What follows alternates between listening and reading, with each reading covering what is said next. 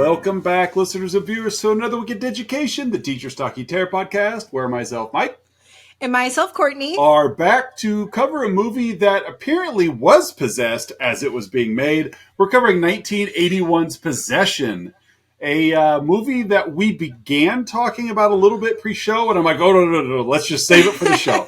Let's save it for the show. Okay. Yeah.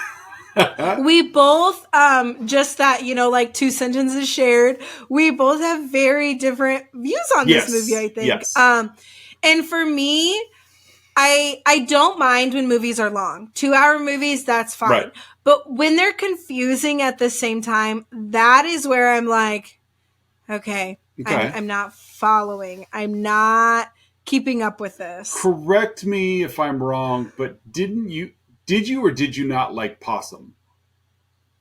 No. Okay, I couldn't remember if you did or not. No. Because I would. This is in that. I think this is in the same league as Possum. Yeah. It's not scary, jump scary. Because my husband watches with, and he's like, "Where's the scariness?" I'm like, well, now that I've dived deeper into quote unquote scary movies, not all of them are jump scares. Right. Like I said, I think the idea of someone in this movie being possessed and like the underlaying of this movie is what's scary. Or even if you don't, regardless of the title, even if you're not leaning in that direction of is she or is she not possessed, but just the general terrifying nature of I work abroad. And when I come home, my wife wants a divorce. Yeah. And it's like, and we have a son together. Okay, now that's scary real life stuff. But then just some of Anna's actions, even early in the movie, of leaving the son, Bob, just leaving. For like, what they say? Did they say like 13 weeks? Yeah, like who? But even then, who knows how long this kid was home alone? Yeah. But it's like just that type of terror of having a spouse or even a significant other in your life that has completely turned the corner on some sort of mental breakdown. Yeah. And you can't trust their behavior. Like, she wants a divorce. Okay, that happens all the time. Is it somebody else? No, it's not. Why do you want a divorce? I'm not telling you. Like, by the way, I'm leaving now. And then just some of the bonker stuff. Now, I put this in the same group as. Hold on a second.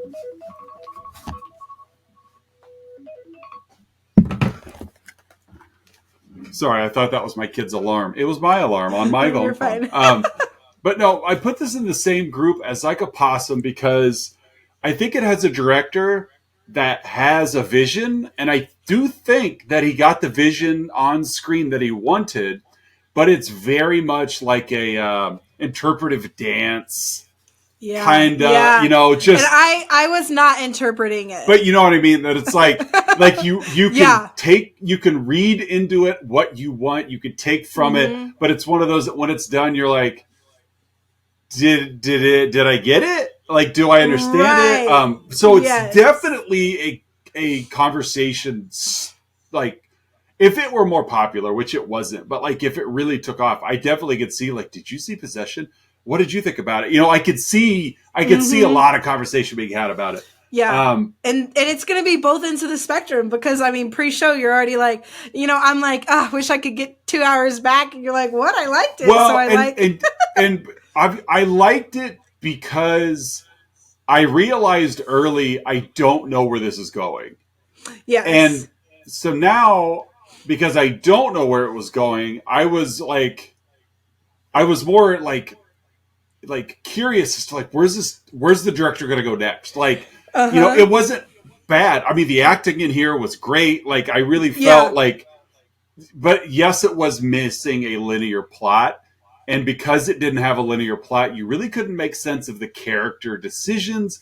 The timeline was skewy. Like, they'd be talking and then cut to the next scene and the whole apartment's a disaster. And it's like, is it a disaster because you tore it apart? Is it a disaster because you're living like a slob? Like, just so many decisions to be made that were like, this director is He's just weird. Like he's just directing a lot of movies. Right. And it seemed like. Yeah, but it's like he's got a vision, and it's almost like everyone in the movie is like, as long as the check clears, like I'll do it. I'll do. But it's just Mark and Anna, married couple. Mark's a spy.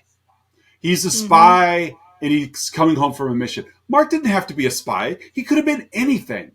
Right. And just so even that little quirky thing of like, let's make Mark a spy, even though him being a spy will make no difference in the movie whatsoever. Yes. Let's just give him some job that it's like he could have been a truck driver. Truck drivers are gone all the time. She wants a divorce, like I mentioned. There's not somebody else. He finally, because he loves her, gives it. Fine. The apartment is yours. The kid is yours. Like, and he goes out and does what I'm sure many heartbroken men do. He just starts drinking. Yeah. He comes back to the apartment, as he does, check on his kid, whatever, he still loves his wife, and they're not technically divorced, and she's gone. Like, yeah. And she's been gone. The apartment, like, the kid is just like disheveled. Yeah. Like he's got like jelly all over him. Like, yeah, covered in food. His hair is a mess. Like any kid that you would leave alone for a period of time. Yeah, and way too young to be left alone. We're not leaving like a 13-year-old kid alone. This kid's like 6 or 7 years old, if that. Like, but still, even that behavior is weird. Of dad comes back, Bob's left alone. Bob's fine. Like, you could tell he's been alone for quite a while. But this isn't like a Home Alone Kevin McAllister thing we got going here. Bob is just, I'm just surviving. He's like eating peanut butter out of the jar or something like that. Yeah. He's got his toy boats. He's got his other toys. He's good. Which, understandably, Mark is ticked off.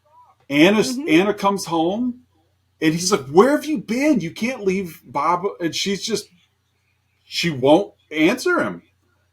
Yeah. So he refuses to leave. I'm not leaving. Like understandably, he left when she wanted him to, but now he's like, I can't trust you. So he refuses to leave. So she does. Like, yeah.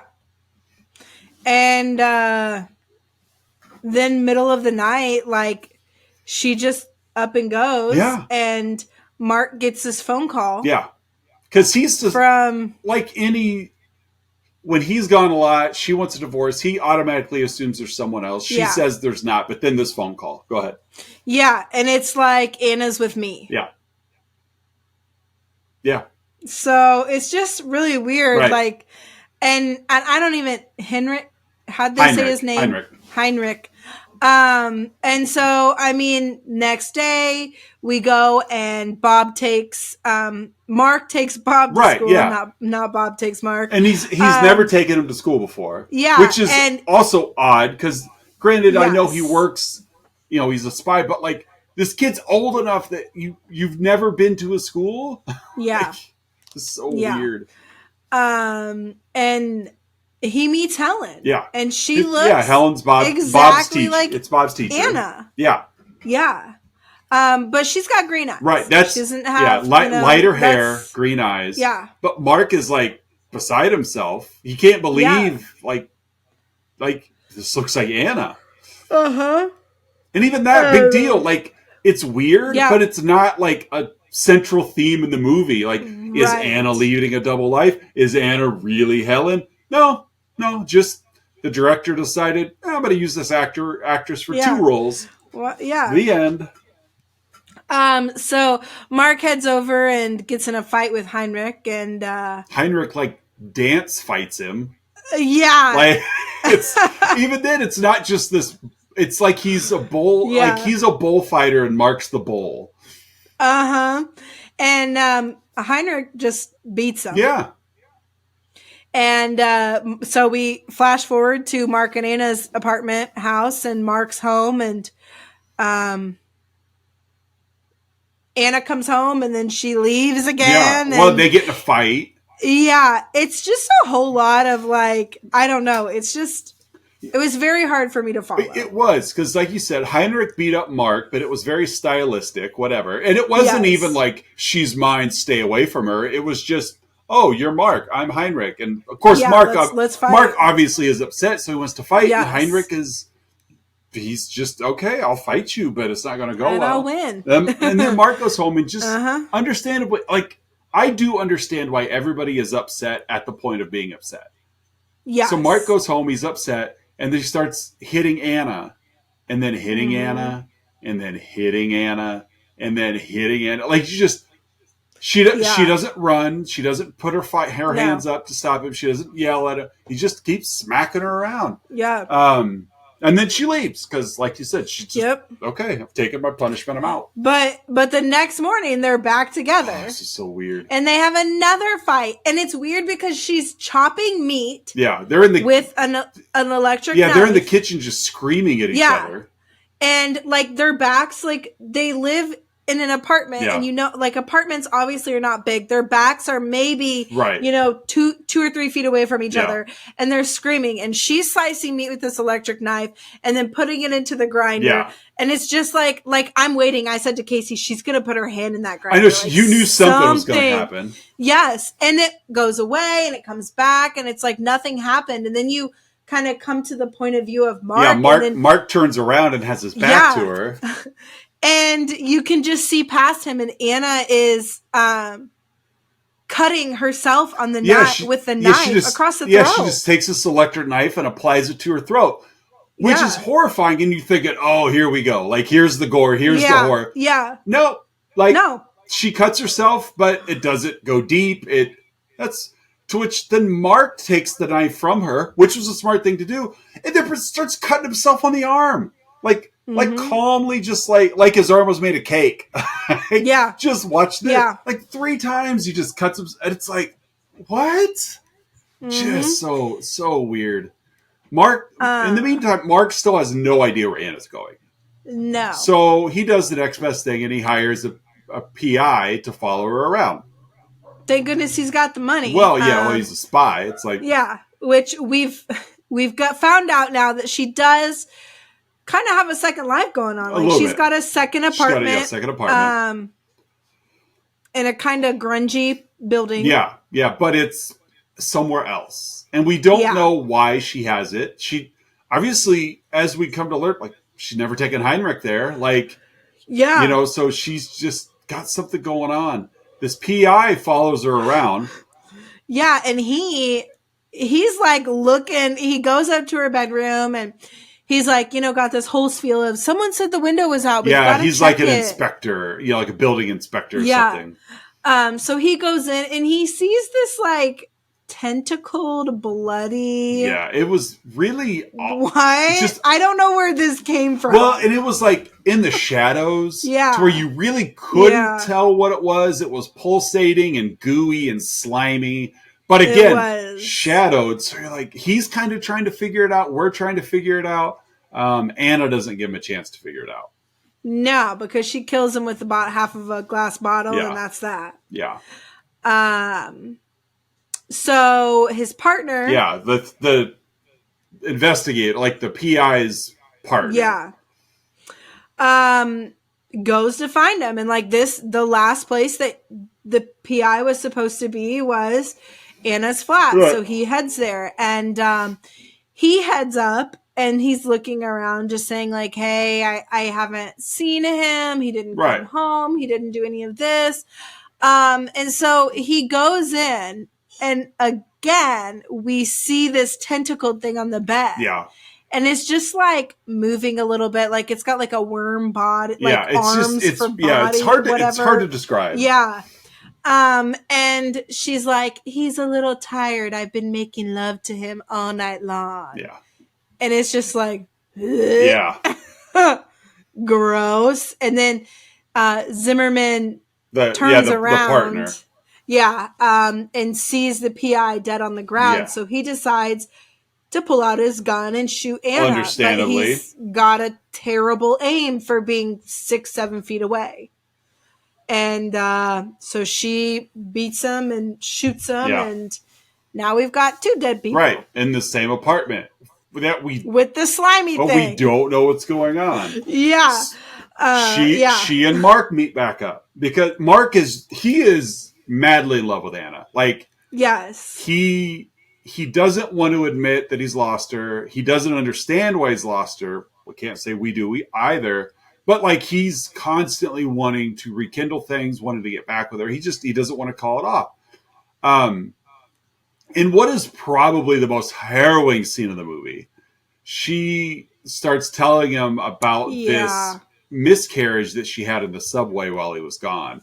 Only instead of the story of the miscarriage, we get to see her in the subway screaming and writhing and throwing herself down and just fluids coming out of every orifice. Yeah. Like it's like you watch it and it's like, you know, as awful as a miscarriage is, you watch this and you're like, no, I don't think that's what it was. This is something else because Right. it's like, honestly, the fluids, and this is gross, but if you're listening to this, It's a horror shouldn't bother podcast, you. It looked like she had like a huge pimple inside. Oh of yeah, her. it was really And like the pus Yeah. coming out of her like ears and Yeah. just like you said, her orifice, like just her everywhere. ears. And then it's like after you pick at it, you know, now it's bleeding. But and it was just, but it's not like Ugh. it's not like red blood. It's mixed Yeah, in with the it's- pus, so yes. it's kind of like a ketchup mayonnaise mixture. yeah, it's- and it's gooey Yeah, and thick. but again, we're watching this, and it's a great scene. But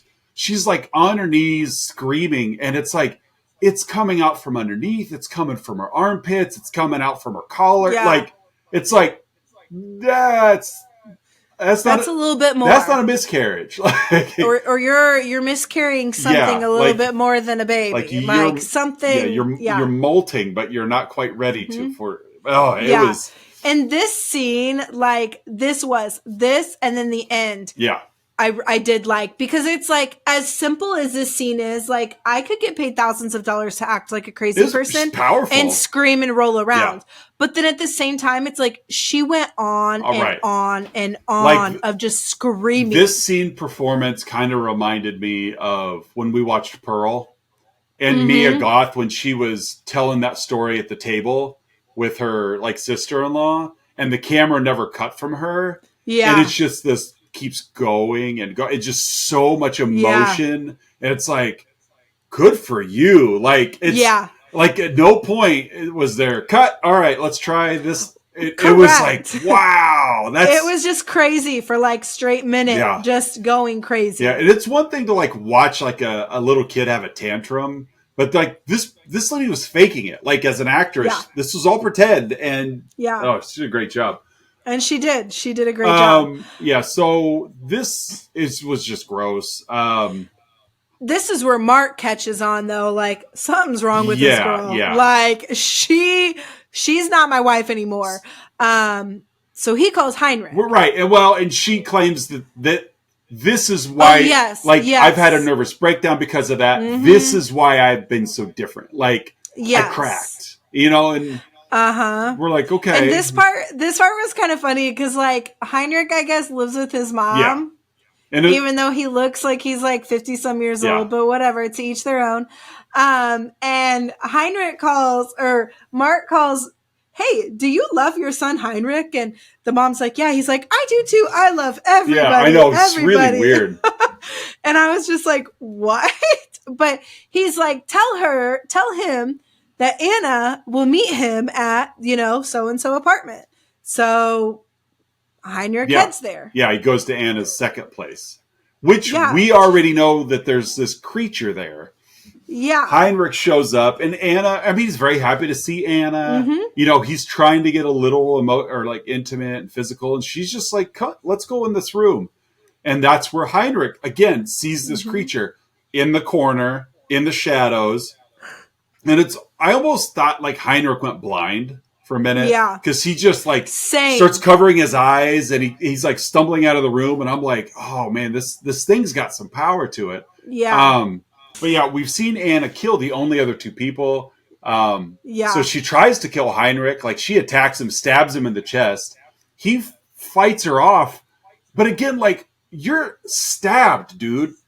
But he reacts as if he's not. He just runs off, Yeah. runs back to his motorcycle. He's dressed like all in white. He's bleeding all over himself. He just gets on his motorcycle, drives away. Obviously, he's at a panic, but he's not Yes. injured. He's not acting like he's wounded. He's just.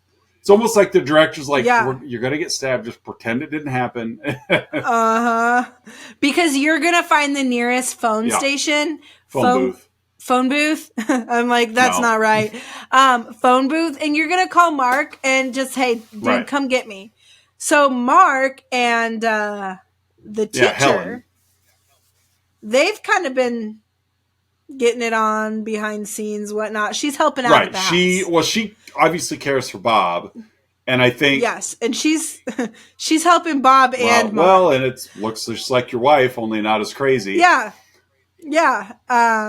So he's like, Mommy's called, and he flees out to go.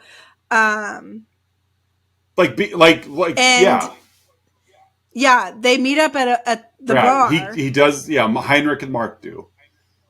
Yes. And I forget. Well, Mark goes to. I'm drawing a blank. Well, on Mark goes to Anna's house before he gets Heinrich, but the creature's gone now, and so that was kind of this is where he discovers the body parts. He sees the body parts in the fridge. Mm-hmm. Really, it almost seems like once Anna let Mark in on like the miscarriage in the subway thing, I took it as Mark looked at that as an opportunity that she wants to include me, because now everything that Mark does after that conversation has been like pro Anna. Like, I'll get Mark over, or I'll get Heinrich to your apartment. And then, okay, you got to go get Heinrich, finish the job. So Mark and Heinrich meet at the bar.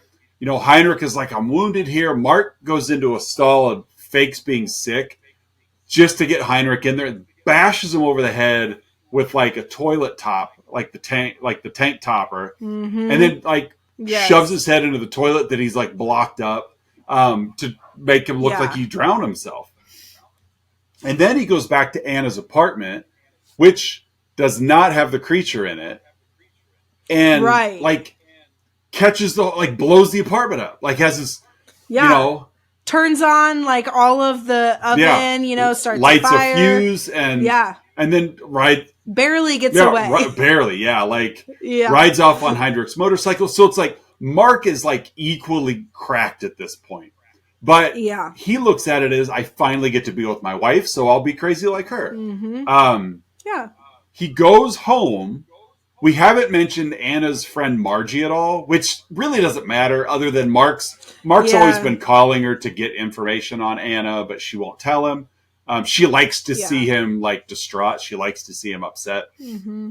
Well, Mark gets home and Margie's in the elevator, like bleeding to death, like throat slit. Like something has attacked Margie. Mark grabs her body and like takes off up the stairs. Like she's dead. She's got her dead body, taking it up to his apartment. Anna's in the apartment. Mark and Anna like make love at the kitchen. Like, you just brought a dead body into the apartment. You're dead. Like Anna's dead best friend. And she's like, oh, hey, honey. And they have them, have their fun in the kitchen. And so, like, and then they're like, "Now, how are we going to cover up this dead got body? That out of our system? How are we going to cover up Margie's death?" So Mark's got a plan. Then he catches Anna having sex with the creature in their apartment, and then he goes and talks to Heinrich's mom. Heinrich's mom calls him. And the way we're explaining this, like, this is Like, this isn't like a jigsaw puzzle where all the pieces need to put in order. This is the order of events.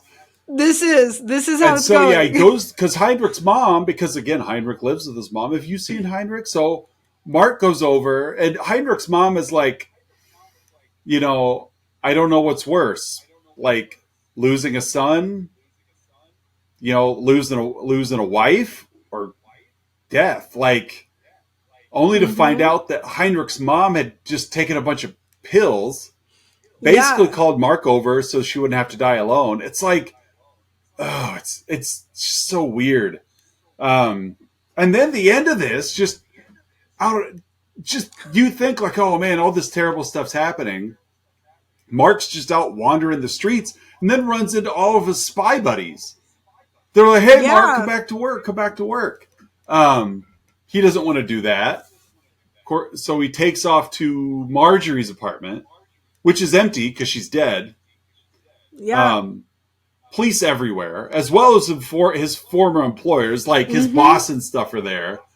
Kind of a cool scene where he sees them there outside, so he pulls a gun that we didn't know he had, and holds a taxi driver at gunpoint and says, "I want you to back up, go as fast as you can, and just ram into the police car." And the guy's like, "Sure, like no argument or anything." Mark barrel rolls out of the police car as this taxi just smashes into it, and then the taxi driver just gets out and runs off. Yeah. Mark, I don't really know why he did it, because Mark tries to run away and then he gets shot. Yeah. But again, kind of like Heinrich getting stabbed earlier, he gets shot, still gets a couple shots off himself, and then just gets up. Like, dude, you just got shot several times. Takes off on a motorcycle. Like, oh, it's just everywhere. Has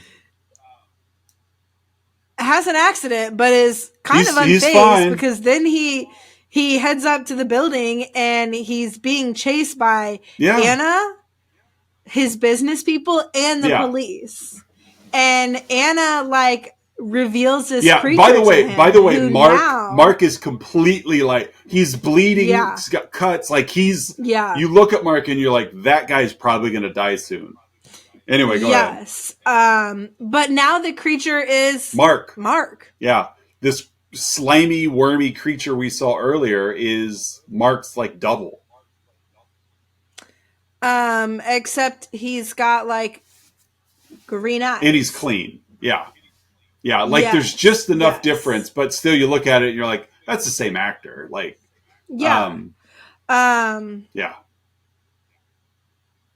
He tries to Mark shoot pulls a gun right up to this thing's face, and then the police end up, they're chased off by bullets from the police. Well, it's not even chased off, they got lit up. They're on the third or fourth floor. And the police are down, and they just shot up the stairwell, and just Mark is shot all to heck. Anna's shot all to heck. This doppelganger just walks away. Right, Anna ends up dying. Which, kudos to her. That I don't have that range of motion. She took Mark's gun and then bent her arms backwards to where she could shoot herself in the back. With two hands. So she's dead. Mark, of course, dies with Anna in his arms. The doppelganger walks up to this blonde lady at the top of the stairs, and he's got some sort of hypnotic power or whatever, because he's hands her the gun. She shoots at him and then convinces her to let him boost himself out of the skylight. Mark, realizing Anna's dead, just jumps over the railing of this fourth floor and just falls to his death in the lobby. Mm-hmm. The police's employers head on up after him. Yeah. And then we cut back to the apartment with Bob and Helen, and they're just hanging out. Helen's babysitting. Doorbell goes off, and Bob's like, "Don't open the door." Just repeats it. And he in this almost eerie child voice, "Don't open the door. Don't open it. Don't open the door." It was just as creepy because when Helen ignores him and turns the corner, and you see the doppelganger shadow on the other side of the door, just pawing at it. I was like, oh, that's unsettling. Yeah. And you said, you can see through the frosted door, and Helen's going to open it. And Bob, the child goes into the bathroom. Go ahead. And drowns himself. Yeah, he goes sprinting towards the stairs. He's not screaming or anything. He's almost singing. Yeah. And then, like you said, he just runs into the bathroom, which the bathtub's already full of water for some reason. Right. And then just climbs in face down and just drowns himself. Yeah, and it just shows a little bit of him, just like enough to where you can tell that he's Yeah. floating. You Yeah. know what I mean? Like he's, his body is not in control. And yeah, and Helen stares and Yeah. her, Helen never lets him with in. her green Yeah, Helen eyes. never lets him in. He's standing on the other side of the frosted door, and as Helen turns around and kind of faces us, we just get like the police have descended on this apartment, like because there's just strobes and flashes. It's like why they're there, we don't know, but that's it. That's the movie. It's like Yeah. Mark with green eyes and Anna with green eyes, Helen, are now together, Yeah. and Bob's out of the picture, and it's like, what a weird movie. Yeah, because usually, like, when I think of possession movies, like, I think, like, something's in a person. Right, yeah. But I don't know. I think it's just, like, all of the unanswered questions that There's a lot of them. Like, like, how did Bob know Right. that thing was bad? Yeah. Like, what was the person possessed by? Why is she sleeping with this slimy creature? Like, there's just so many questions, and I think that's why I did not love it. That's fair. Like, it's just one of those that I want to know why. That's fair. So absolutely no lesson to take from this film, as if anything, it would be complete your homework, make sure you have a plot, like don't turn in the rough, don't go into a random don't turn apartment. in the rough draft.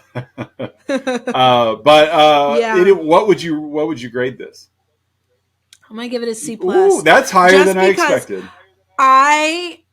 If it did not have those two scenes that we like, the scene of her in the subway just going completely crazy, and then the end where Bob, offs himself. Like, if it didn't have those scenes, no. Right, yeah, it was hard. Obviously, kids involved is always bad, but it's like he was completely under control of his choices. He just, I would rather be dead than to greet what's on the other side of the door. Yeah. And I think that those kind of, justified or brought back, gave it a little bit of, okay, that is scary. I'm going to give it a B. Okay. Obviously very artsy, especially for 1981. Obviously you couldn't go with too many quirky this or that or whatever is, but, I really felt this was definitely like an artsy kind of film of avant-garde. We're going to try some things, it's just kind of a passion project. But I did find myself enjoying the performances. I enjoyed the ride I was on, even though I didn't know where I was going. It was like, okay, like these actors are capable. They're doing a good job. The direction is doing a good job. There's just so many things in here unsettling. Even the score, how it would, like, it just felt like when the scene would end, the music would chop off, even if it didn't, like, finish, it didn't finish the piece. It was in the middle of ramping up and then click, we're moving on. It's like clearly done intentionally, but still I was like, wow, that's just, so would it be a movie I'd watch again? Probably not. Like, I've seen it. If it was, 58 minutes, I'd probably watch it again. But 2 hours. It wouldn't be a movie I would be like, man, I really want to watch that again. But it was still, I'm glad I watched it. Like I mentioned last week, it was on my list, and I just hadn't had a chance, and then I did. Oh, okay. Is it my choice this week? Oh, it is your choice. I don't have a clue what I want to watch. Don't have a clue. I want to watch something kind of dumb and trashy, I think. Even though we just watched Slaughter High last week, I still have that inkling in me. I don't know if I want to watch Sorority Babes and the Slime Bowl Ballerama. I don't know if I want to watch Hollywood Chainsaw Hookers. I don't know if I want to watch Frankenhooker.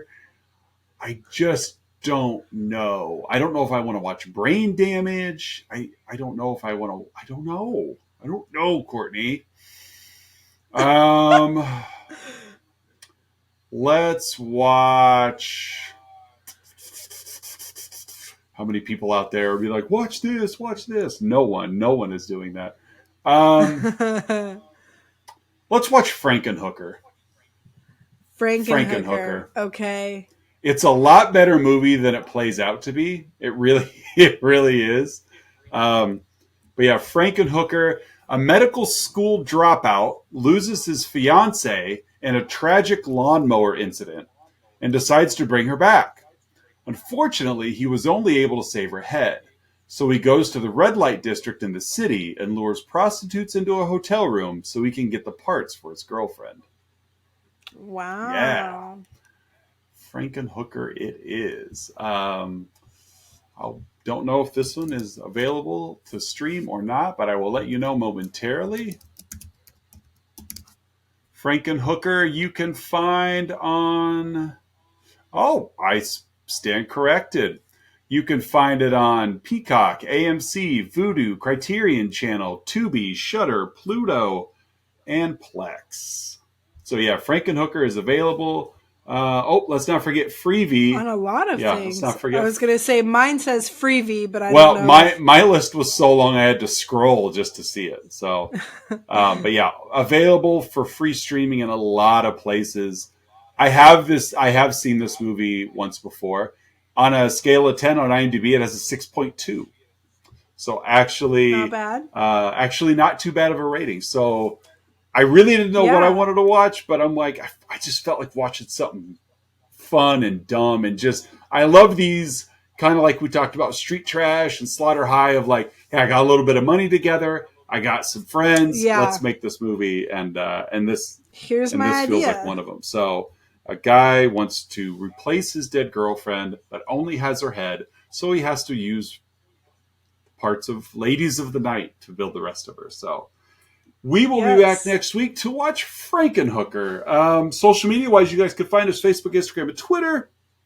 Check us out on Letterboxd. Also, like, subscribe, tell your friends, all your coworkers, tell your family. Grandmas love our show. Make sure you tell your grandmas. Other than that, Courtney, you got anything before we sign off?